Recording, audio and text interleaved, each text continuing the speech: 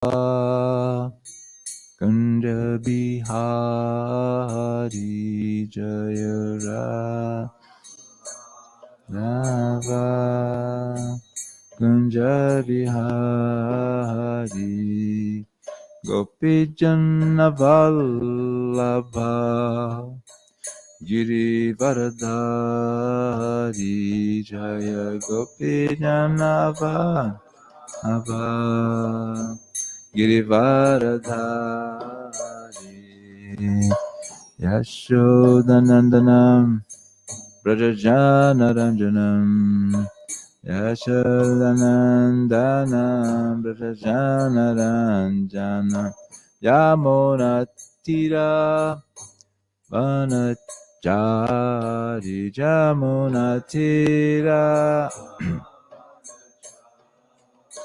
Jaya Radha Madhava Kunja Bihari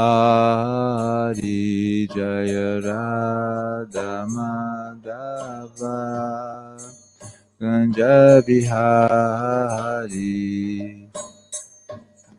Gopijana Vallabha Girivaradhari Jaya Gopijana Vallabha Girivaradhari Yashodanandanam Brajajanaranjanam Yashodanandanam Brajajanaranjanam Yamunatira Vanachari Jamunatira Vanachari Jaya Radha Madhava Kunja Bihari Jaya Radha Madhava Kunja Bihari Jaya Prabhupada Jaya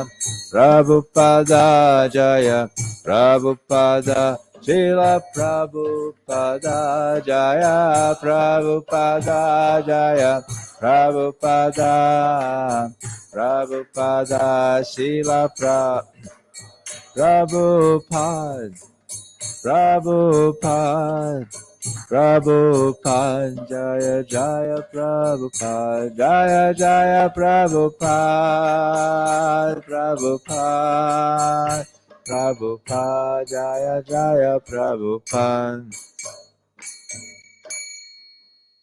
So Prabhupada ki. Since we are reading from Sri Caitanya Charitamrta, we may sing a small mantra, which is Jaya Jaya Sri Chaitanya Jaya Nityananda Jaya Jaya Dvaita Chandra Jaya Gaura Bhakta Vrinda Jaya Dvaita Chandra Jaya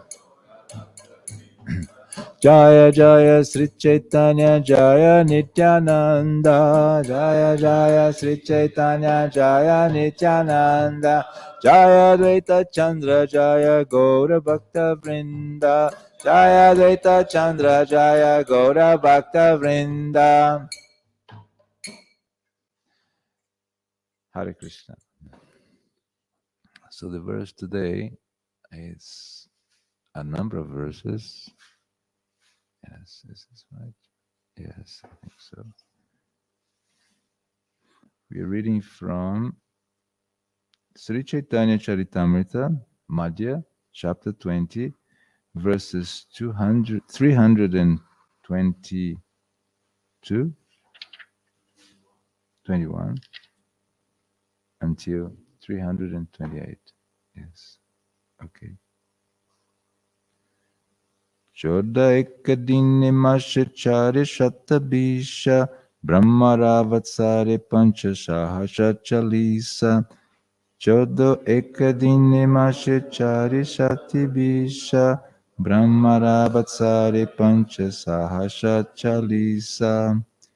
There are 14 manvatars in one day of Brahma, 420 in 1 month, and 5,040 in 1 year.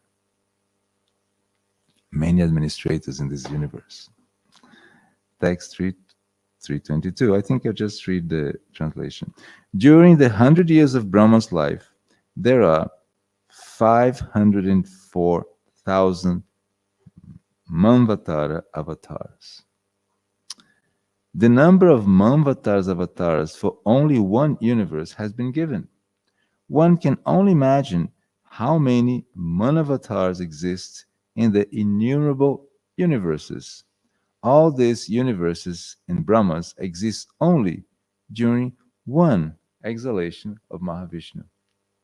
Once, Srila Bhaktisiddhanta Saraswati Thakur said that the number of universes compared to a bag full of mustard seeds. Have you seen a mustard seed? It's almost like impossible to see. Now you can imagine a bag and how many thousands, if not millions of universes. So how many administrators in this whole universe?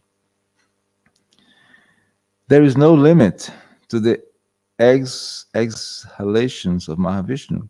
Just see how impossible is it to speak or write of only the Manvataras avatars.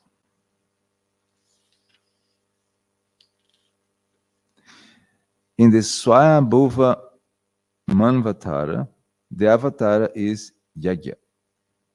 In the Swarochisa Manvatara, his name Vibhu. In the Anuttama Avatara, his name Satyasena. And in the Tamasa Manavatara, his name Hari. In the Raivata Manvatara, the avatar is named Vaikuntha.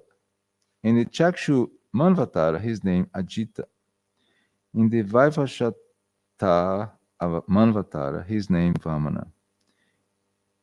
In the Sarvanya Manvatara, his name Sarvabhauma. In the Daksha Sarvanya Manvatara, his name Rishabha. 327. In the Brahma Sarvanya Manvatara, the avatar is named Vishwakshena. In the Dharma Sarvanya, his name Dharmasetu. In the Rudra Sarvanya, his name Sudama. In the Deva Sarvanya, his name Yogeshvara. 328. In the Indra Savarnya Manvatara, the avatar is named Prihat Banu. These are the names of the 14 avatars in the 14 Manvataras. A small purport here. Srila Bhaktisiddhanta Saraswati Thakur, in his Anubhasya, gives a list of Manus and their fathers' names. Swayambhuva Manu, the son of Lord Brahma. Swarochisa, the son of Swarochis, or Agni, the predominated deity of fire. Uttama, the son of King Priyavrata. Tamasa, the brother of Uttama. Raivata, the twin brother of Tamasa. Chakshusa, the son of the demigod Chakshus. Vaivashvata, the son of Vivashwan, the sun god, whose name is mentioned in the Bhagavad Gita. He's probably our actual governor. Sarvani, the son born of the sun god and his wife Chaya.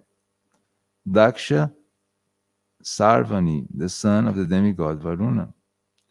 Brahma Sarvani, the son of demigod Varuna. The son of Upashloka.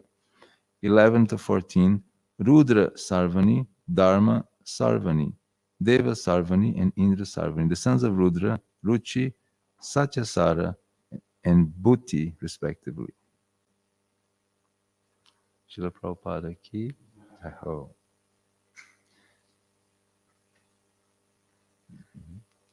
So we're reading from Sri Caitanya Charitamrta, and the passage specifically describes when Sanatana Goswami was being instructed by the Lord. This conversation is extremely important because Sri Chaitanya Mahaprabhu directly instructed Rupa Goswami And then just after, he's instructing Sanatana Goswami. And for Rupa Goswami, he gave a very short training. And then for Sanatana Goswami, he spent a few months with the Lord. And it's very interesting, in the beginning of the chapter, when Sanatana Goswami is traveling to meet the Lord, it's described about his activities.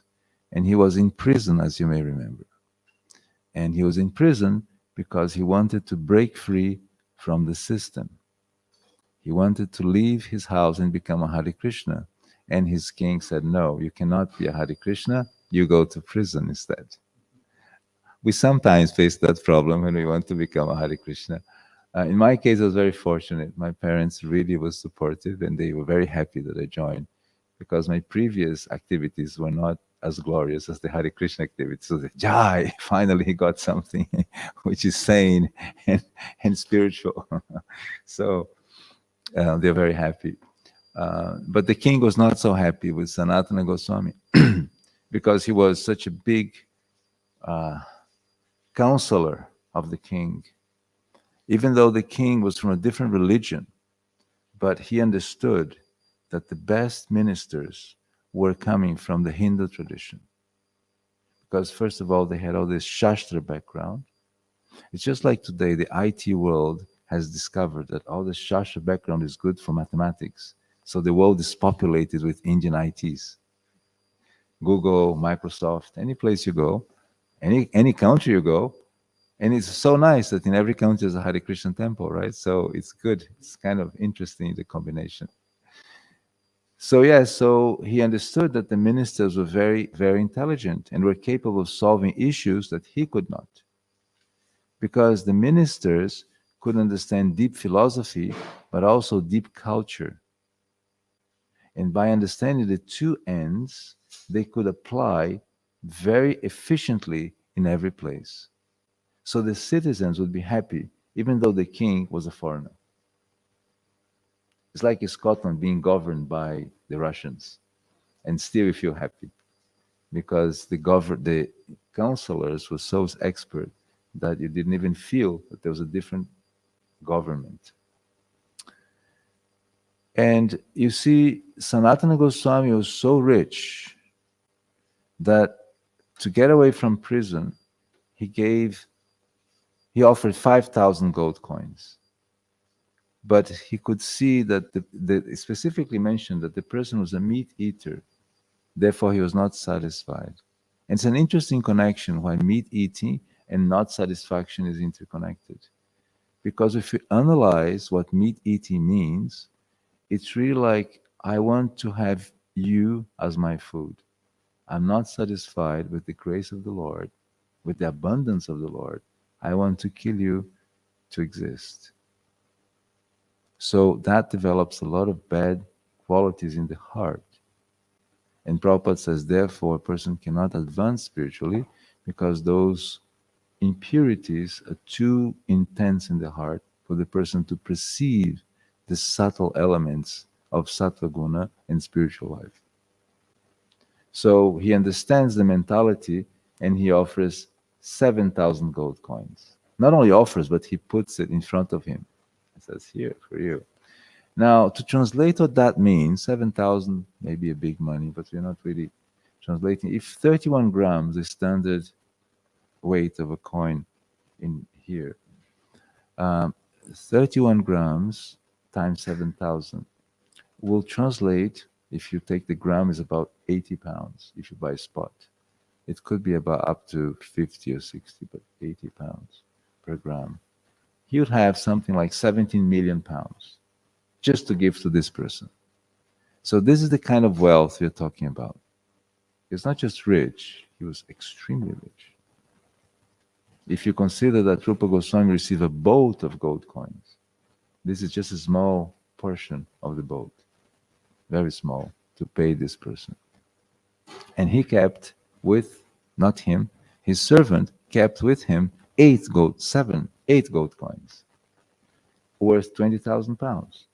So he was carrying a pocket money of 20,000 pounds.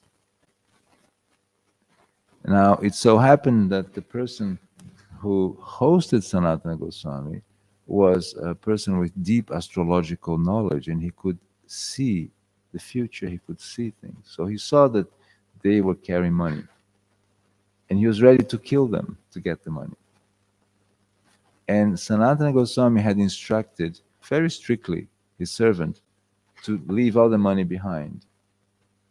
But then he offered, this servant offered 7 gold coins and kept one. Something like 2,500 pounds he kept in his pocket. I'll keep for emergencies. And Sanatana Goswami is not happy at all with this situation, because he says, you're putting us in risk because of this little money.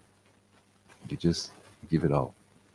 And by that action, they cross him at a very dangerous place, full of dacoits and different attacks. And he crossed to meet Sri Chaitanya Mahaprabhu. So the scenario is, you have this minister of the emperor who gives up everything. He's giving a bribe of 17 million pounds just to get out of prison and meet Sri Chaitanya Mahaprabhu. And now he's preparing to meet the Lord. And his first statement is, my dear Sri Chaitanya Mahaprabhu, people call me a scholar, but I'm a fool because I don't even know what's my best interest. That is such a deep statement, because if we analyze ourselves, many times we say, yes, I know what's best, but do we really know? Is our life fully guided 100% to my best interest? Many times I take the interest of the mind, of some desires, and I think that's more important, more relevant to me than my real interest. Therefore, he's saying, I really don't know what's my best interest, so please instruct me. That is the level 0 for a disciple. When a disciple comes to that point, he's ready to receive the transcendental knowledge. So that's the scenario of the student, the qualification of the student. The qualification of the teacher is the supreme personality of himself, of God himself, who has come to give what's most valuable, which is love for God. It's very rare. It's the most expensive item, but he's taking from and he's giving to anybody freely. And we got it. We received that valuable gift. But many times we forget to see how valuable it is. And that is really what motivates a bhakti yogi to reflect and say, the association of devotees is so valuable, because each moment I'm reminded of my real interest. Reading Sri Chaitanya Charitamrta, for example. So here in this book, as we see, he comes from this scenario of wealth, and he comes with probably some good clothes.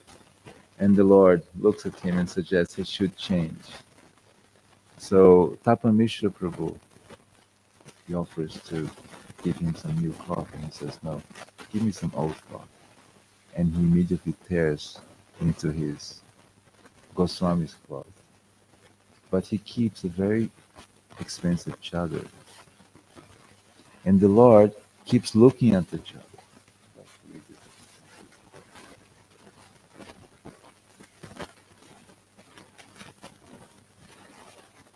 Because Sri Chaitanya, this is from Madhya 2085, because Sri Chaitanya Mahaprabhu was repeatedly glancing at his valuable woolen blanket, Sanatana Goswami could understand that the Lord did not approve of it. He then began to consider a way to give it up. Now, look at the subtleties of Chaitanya Charitamrta. The Guru has not chastised him, he simply looked at each other. And the disciple is so attentive, he noticed that the Lord was not satisfied. So there's a whole pastime. He goes to a poor man, you know the pastime, and the poor man is saying, what kind of joke?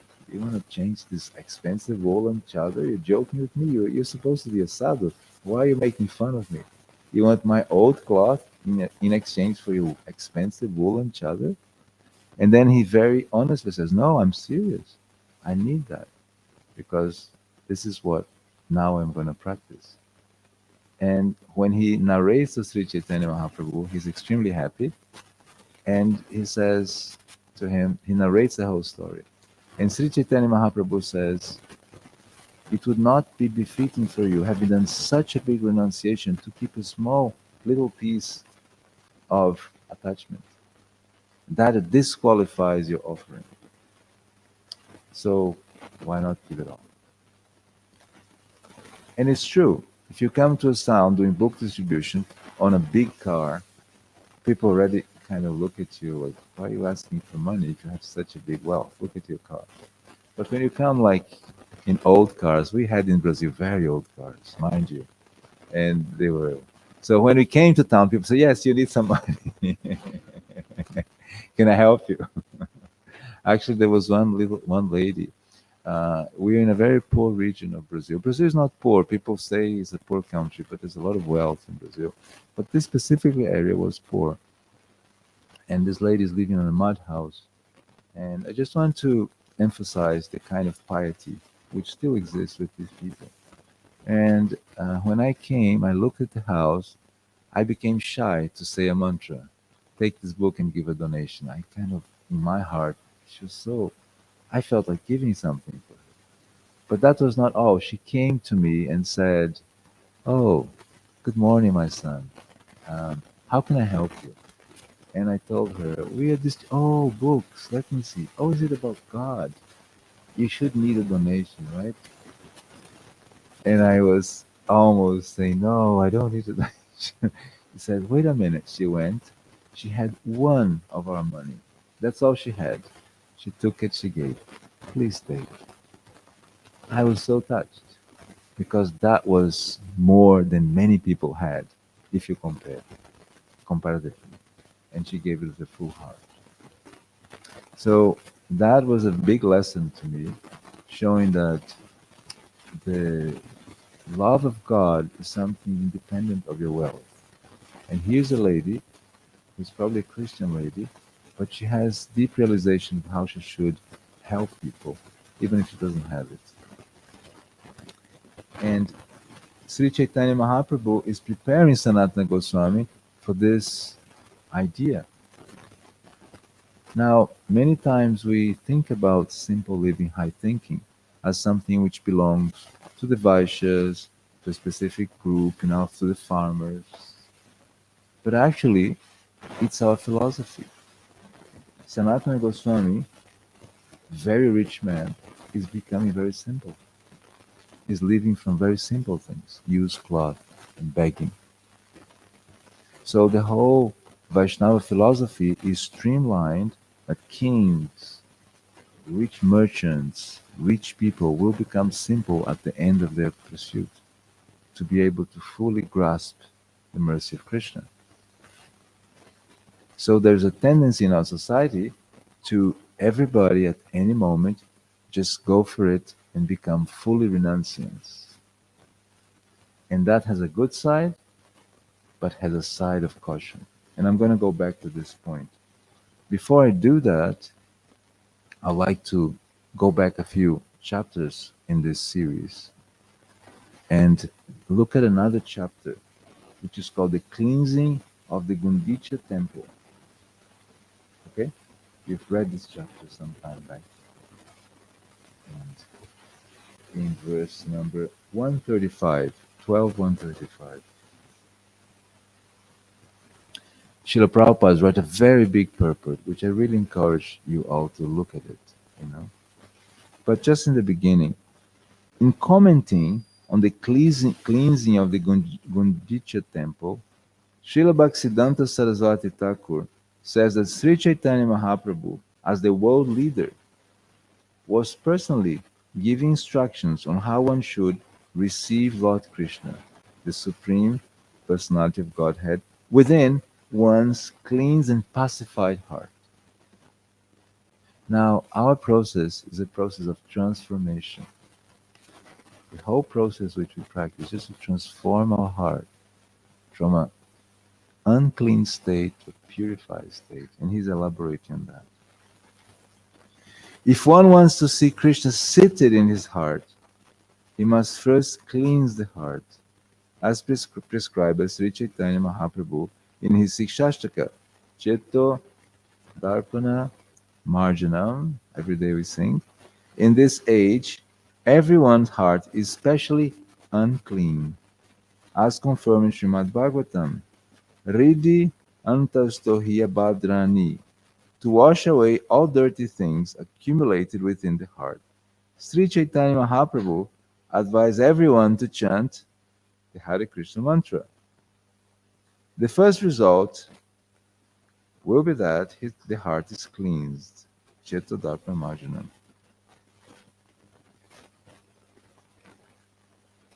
And he elaborates in the Bhagavatam, Srimvatam Swakata Krishna Punya Shravana Kirtanaha. See Krishna, the personality of Godhead, who is Paramatma, Super Soul in everyone's heart, and the benefactor of the truthful devotee, cleanses desires for material enjoyment from the heart of one devotee who relishes his message, which are in themselves virtual when properly heard and chanted. And then Prabhupada gets very specific. If a devotee at all wants to cleanse his heart, he must chant and hear the glories of Lord Krishna. Shrimvatam Sakata Krishna. This is a simple process. Krishna himself will help cleanse the heart because he's already seated there. Krishna wants to continue living in the heart of, and the Lord wants to give direction. But one has to keep his heart as clean as Lord Chaitanya Mahaprabhu kept the Gundicha temple. The devotee has to cleanse his heart just as the Lord cleansed the Gundicha temple. In this way, one can become, here's a key word, pacified and enriched in devotional service. And he makes a comment. If the heart is filled with straw, grains and sand, weeds or dust, in other words, Anyabilasa Purna, one cannot enthrone the Supreme Personality of Godhead. The heart must be cleansed of all material motives about fruitive work, speculative knowledge, and mystic yoga system, and so many other forms of so-called meditation. The heart must be clean without ulterior motive. And he is proceeding more and more. So when we hear this, and I at least analyze my heart, I say, oh, I'm so far. I'm so far from this process. But the root is defined, and it's very clear here that if we want to have the Lord sitting within our heart, we'll have to purify the heart by chanting the holy names. And many times we consider that chanting is a routine work. It's something like brushing the teeth, something like washing the clothes, but it's much more. The chanting is the ingredient which will allow us to develop character, to acquire purity, and to be able to go into this mood that Sanatana Goswami is going.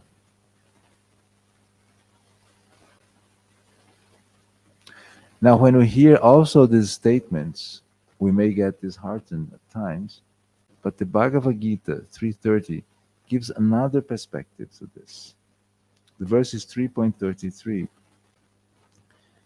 and it starts by saying, unless one is situated on the transcendental platform of Krishna consciousness, he cannot get free from the influence of the modes of material nature. Unless one is pure, he cannot get free. So we are connected to the modes of material nature. But at the very end, Prabhupada says, no one should suddenly give up his prescribed duties and become a so-called yogi or transcendentalist artificially. It is better to be situated in one's position and to try to attain Krishna consciousness under superior training. Thus, one be free from the clutches of Krishna's Maya. Now, I'd like to bring a few points to our attention. In this cleansing of the Gundicha temple, The analogy is we become pacified. Now, there is a method of looking at emotions called the Sedona method. And in this method, it's said that we have different emotions in our lives. Sedona comes from America, the town. And Krishna Kshetra Swami gave a seminar where he spiritualized this idea. And it's very simple, in a way. He's basically saying that what we really react from are emotions. And they are graded in the amount of energy they have. So very low energy will be apathy. So when you feel that we are in an apathetic mode, it's a very low energy feeling. You want to distance yourself from things, right? A little more energy than that is grief. You feel sorry for things. There's a lot of grief, uh, and if you go a little more energy is fear. So these emotions, they are actually connected to the mode of tamas. When you put more energy, you get to the emotions of rajas, which is like desire. That's the has a lot more energy, a drive for enjoyment. And the next one is anger, as the Bhagavad Gita says, because usually you don't get what you want or you lose what you got. So anger is involved. And then lower than these two comes pride. When you get opulence, a certain pride, and there's a lot of energy in pride. If you look at someone driving his BMW, there's a certain energy to it. You know, his eyes are fixed. There's a certain. He's not like wilted. He's sturdy. So there's energy to that. Now, when you go a little higher in the mode of goodness, the top emotion is peace. And under that comes acceptance. Now, with acceptance is a high vibration emotion. Comes forgiveness, comes gratefulness. They're very high frequency emotions. And they have the capacity to kind of not nullify, but to diminish the lower emotions. So when you have gratefulness in your heart, feeling of revenge, feeling of anger kind of tend to slow down. And the last level in the mode of goodness is courage. When there's a courage to look at your situation, your emotion, you actually have the power to go beyond that. So why am I bringing all of this to you? Because the verse said, when you cleanse your heart, you come to a peaceful mode. Now, when we join the Hare Krishna movement, many times what we do is we suppress the feeling. That's Maya Prabhu. Put it away. We put it on a bottle, and we throw it in the ocean. And after some time, here comes the bottle again. And you look at it, oh no, it's come back again. And you deal with it. Ishigorni Tai Ki Jai, Mayapu Sachi Ki.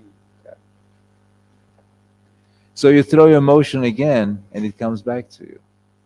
And 10 years have passed, you're chanting Hare Krishna, but you still have some emotions. So this method is suggesting that one of the reasons why the emotion doesn't go away is because we are not addressing the emotion. We're just suppressing the emotion. This verse 3.3 Bhagavad Gita says, what can repression accomplish? What can you accomplish by repression? It's not possible to repress it. Right at the last sentence, everybody has to act according to the nature he acquired. What can you get by repression?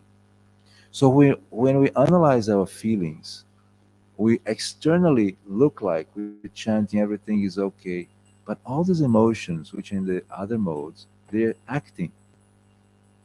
And it's interesting because when we see somebody else going through, it's very easy for us to say, oh, he's going through this because he can understand. But when it's you, you cannot. Have you seen that? And one of the ideas is that buddhi, the intelligence, is interconnected with the emotion. They're together. So buddhi is covered Buddhi cannot act because the emotion is what we really listen to. So Buddhi follows the emotion. But if you make a question to the emotion, let's say the emotion is fear. I'm fearful that I'll be alone in the old age and nobody's there to take care of me. So that's a fear, which is very common in our society.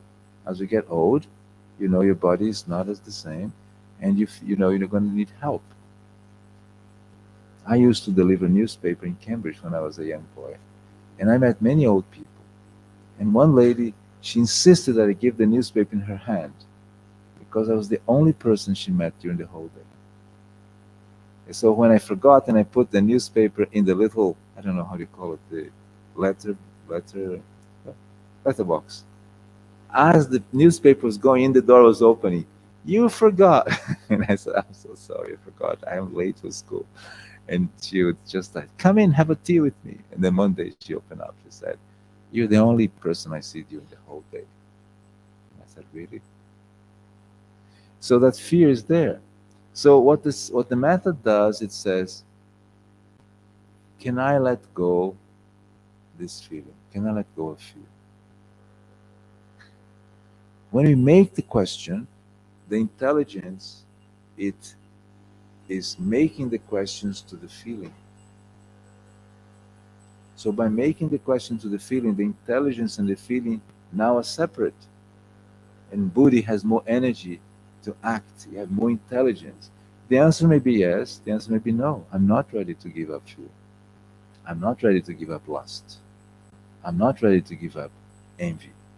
I'm not ready. But as you practice with small little emotions, you start to be trained in how to really address these lower feelings so that you reach the high frequency feelings of peace. Because bhakti requires that peace. Without that peace, the Lord cannot sit on our hearts. Because the grains that he's referring to is exactly those feelings. And the Lord is said as very soft feet, very soft skin. So he has to sit on sand and straw. It's painful. So addressing our feelings is extremely important. Because when you address them, now you can transform them. When you suppress them, you say, this is just illusion. Stop, it's illusion. It will come back. Because the intelligence is tied to the emotion, and it will come back. And then we find ourselves in that situation like Arjuna, making that question, what is it, Krishna, that impels us to do something we don't want? And he says, lust is the king. Because it covers the intelligence. Exactly because the intelligence ties with that desire, the passion.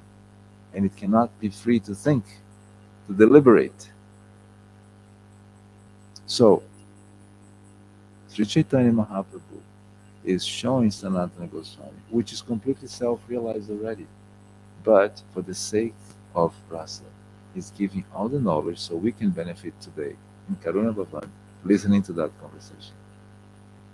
This was a conversation 500 years ago for our benefit. They spoke for you and for me. Because they're saying, in the future, 2024, on the day, what day is today? The 1st of September, at 8:15 a.m. There's a number of dwellers of this planet which will be listening to our conversation. So let's have it. So Sri Chaitanya Mahaprabhu, as the omniscient Lord, he knows every conversation about the Chaitanya Charitamrta that will happen in the future, in the past, everyone. And he was anticipating that we, as listening to this message, would transform our heart. We purify our heart.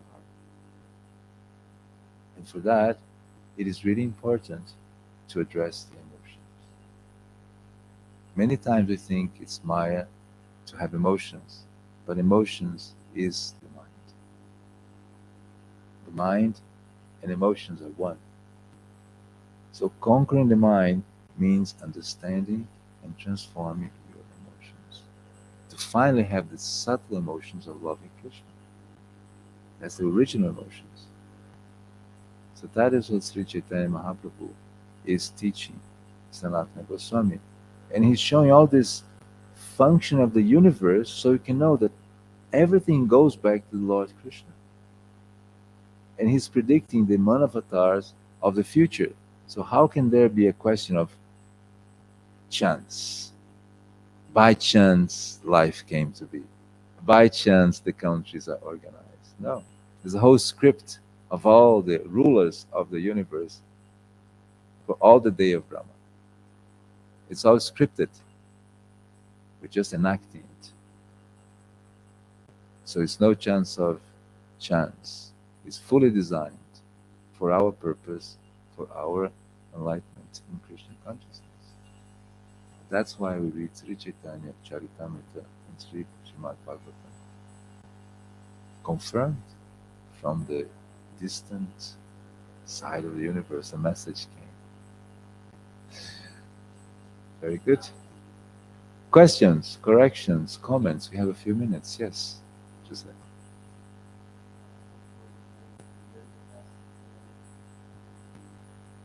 Yeah, I have a question regarding to things that you have to let go, that it was mentioned. And one of them was mystic yoga. So this stuff that we speak a lot about yoga, to transcend and all this about mystic yoga, the channels energy, activate the chakras, yoga meditations to activate the yoga.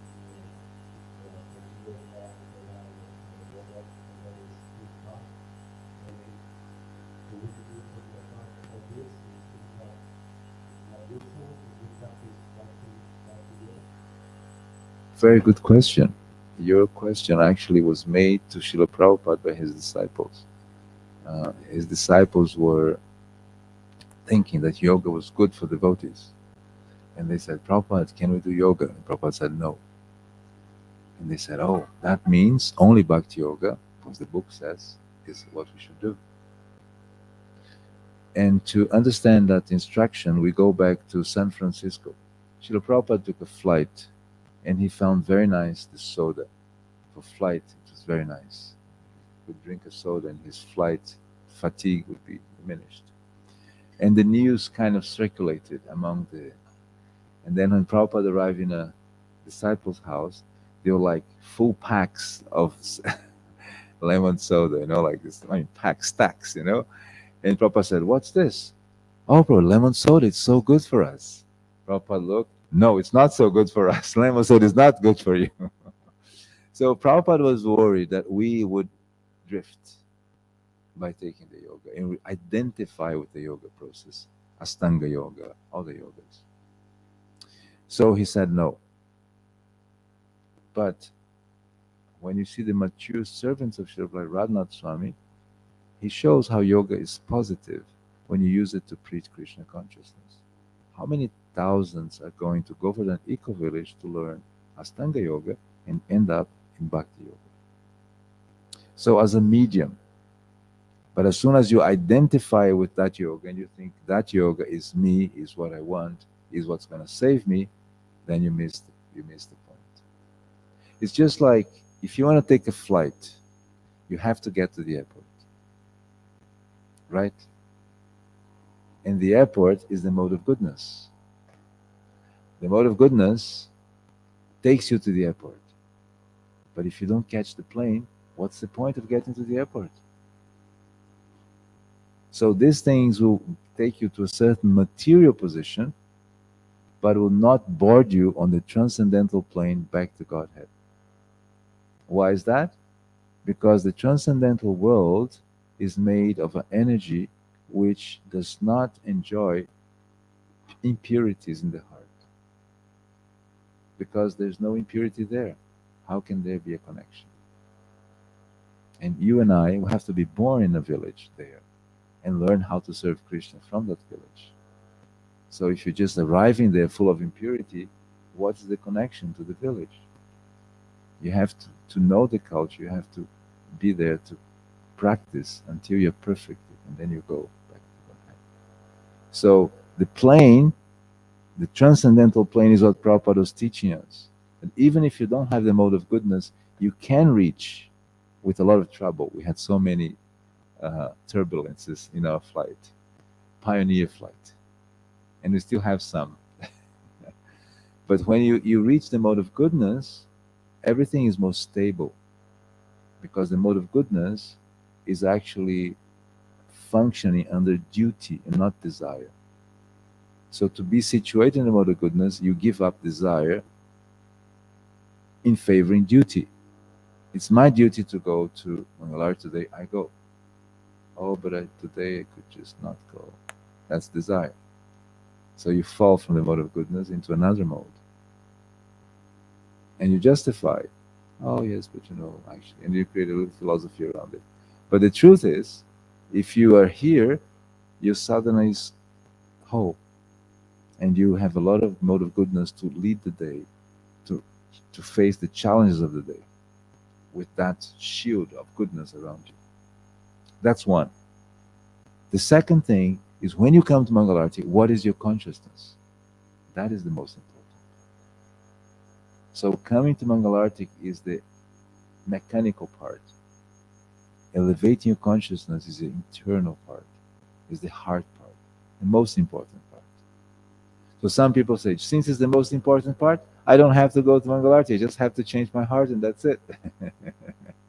But then the point is, when you don't come to Mangalarti, you're most subject to the modes, the gunas, during the day.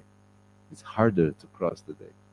And if you come to Mangalarti, if you chant your full round, if you listen to Caitanya Charitamrta, Bhagavatam, Bhagavad Gita, then your intelligent buddhi is strong, and the challenges, you'll be able to face them. So going back to your question about yoga, yes, yoga is important. We need a healthy body at the end of our lives, but not for sense gratification. We need a healthy body to serve the Lord. Okay? Yes, there's a question behind.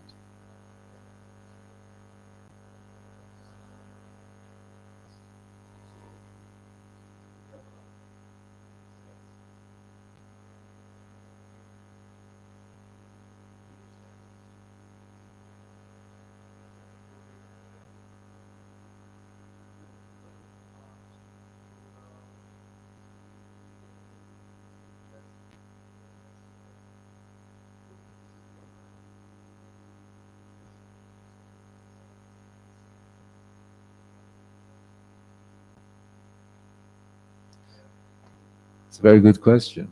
It's a very important question, actually, what you're making. And the answer is, if you analyze, there's a book called The Science of Self-Realization. This movement is self-realization. So we have to realize within our heart, if I want to be a monk, a missionary, a brahmachari, this is the set of knowledge which I need, the set of practices that I need. If I'm a householder, these are the set of skills that I need to be able to do that. But at the end of the day, whatever you choose should be analyzed from does this help me to love Krishna or not? And many times you can use something, this is helping me, it's yukta vairagya, but there's no yukta, there's no connection to Krishna, no vairagya. Sometimes you open your cupboard and you look at the stuff you have and you think, what is this connected to Krishna? And you find very little connection. That's one side. The other side of your question is, let's say you have a desire and you admit it. That's the first point. If you suppress the desire, say, no, I don't have it, but you have it, it will come back. In one moment, it will take over. So it's best to acknowledge the desires and to say, this is a desire. Can I let go? No. Where do I situate myself in? Then you situate yourself in. And if you situate yourself like Sanatana Goswami did so well, okay, then that woolen chadar won't be a problem to give up. Because he understood that the Lord wanted him to do it full.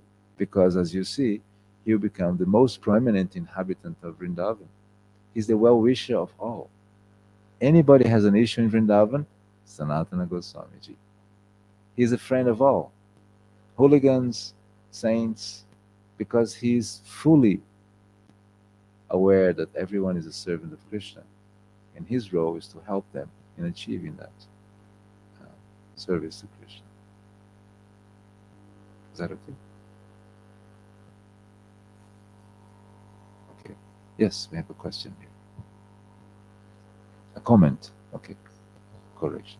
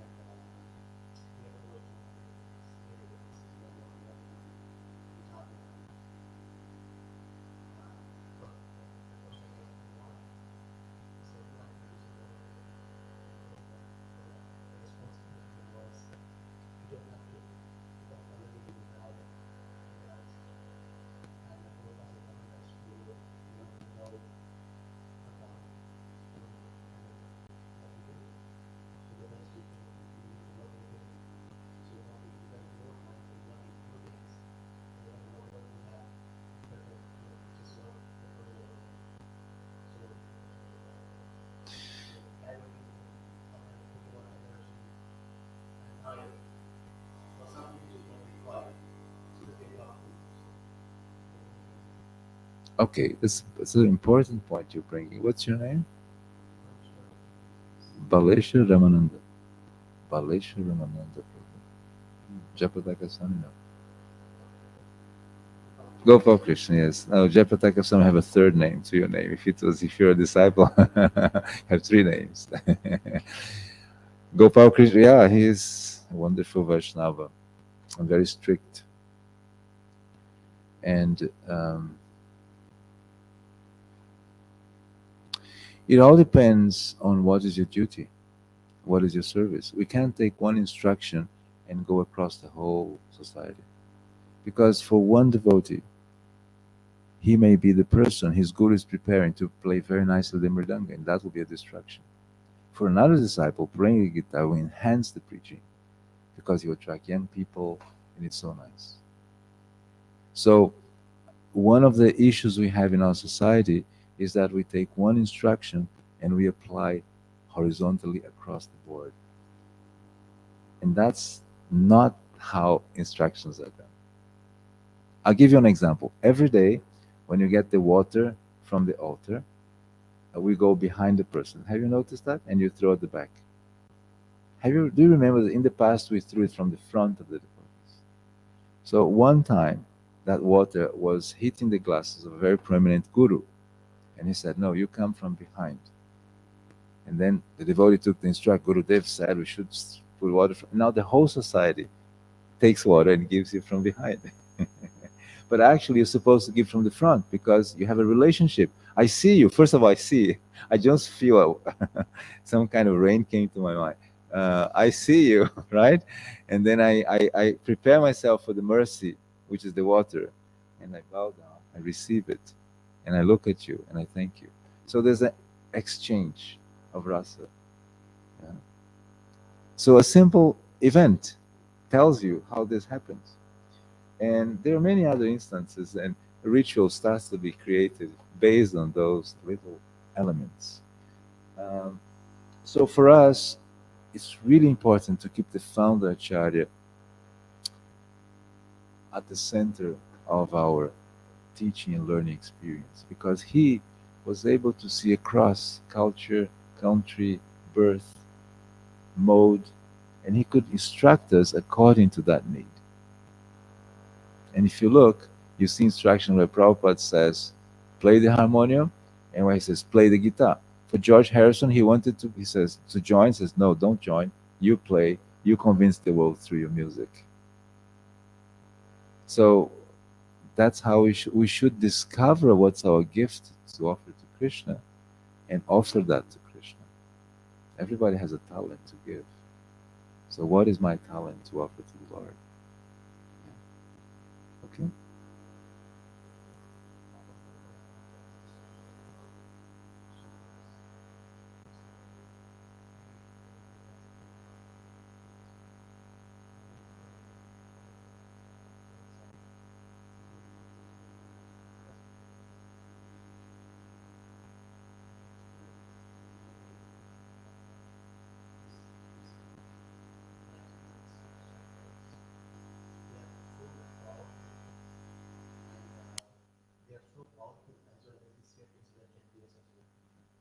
So it is in the sense that the energy comes out from those chakras.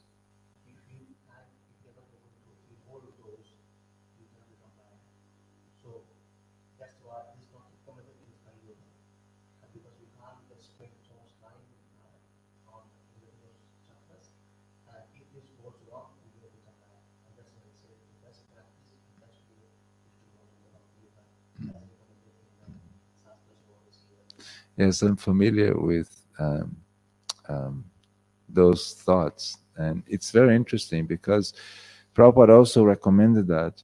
But if you analyze what is a chakra, what is a chakra? Connecting our senses. The senses. It's more subtle than that.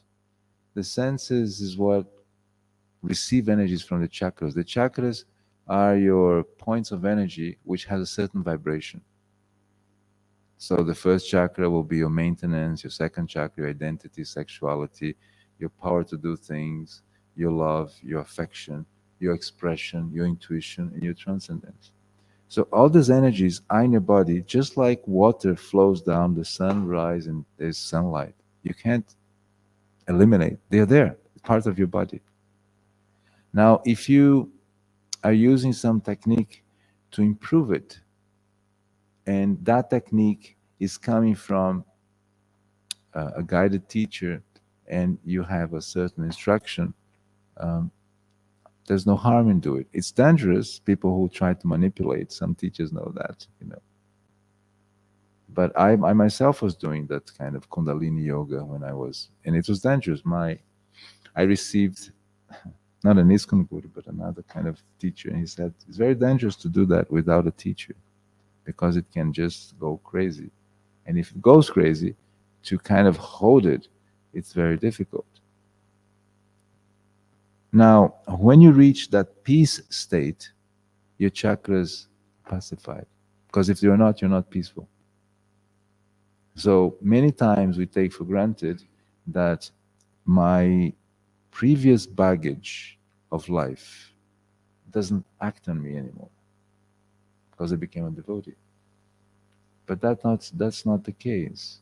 The baggage plays, and you must learn how to deal with your baggage. Just like you must learn how to deal with your emotions.